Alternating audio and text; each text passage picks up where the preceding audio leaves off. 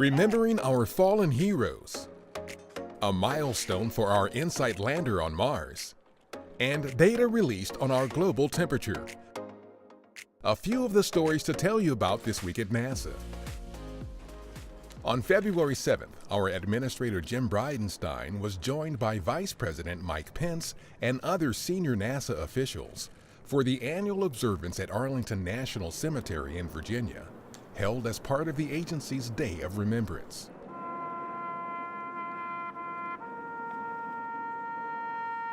The annual event pays tribute to the fallen astronauts of Apollo 1, Space Shuttles Challenger and Columbia, and other members of the NASA family who lost their lives supporting the agency's mission of exploration and discovery.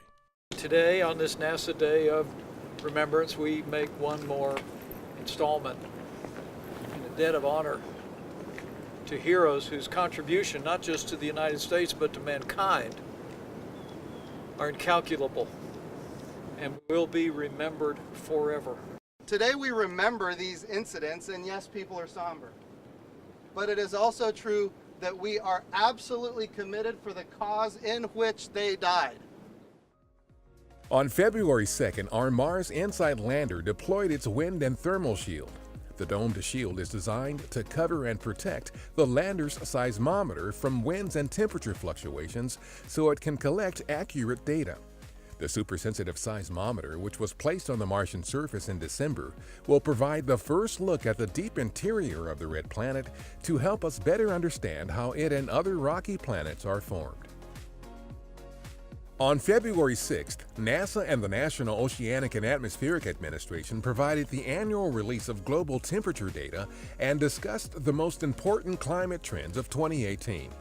According to independent analyses by both agencies, global surface temperatures in 2018 were the fourth warmest since 1880, the year modern global surface temperature record-keeping began. The past 5 years are collectively the warmest years in the modern record. Our Kepler mission has released the final record of that spacecraft's full field of view before it ran out of fuel late last year and was retired to a safe orbit. The telescope was pointed toward the constellation Aquarius for this last light image and captured glimpses of the TRAPPIST-1 and GJ 9827 systems. The blackened gaps in the image were caused by earlier random part failures of Kepler's camera and did not impact the rest of the instrument. Kepler opened its eyes to the sky more than 9 years ago and went on to discover more than 2,600 worlds beyond our solar system and statistically proved that our galaxy has even more planets than stars. After about 3 months attached to the International Space Station, the unpiloted Northrop Grumman Cygnus cargo spacecraft left the complex February 8th. The Cygnus, named after late astronaut John Young, delivered nearly 7,400 pounds of research and supplies to the station. That's what's up this week at NASA.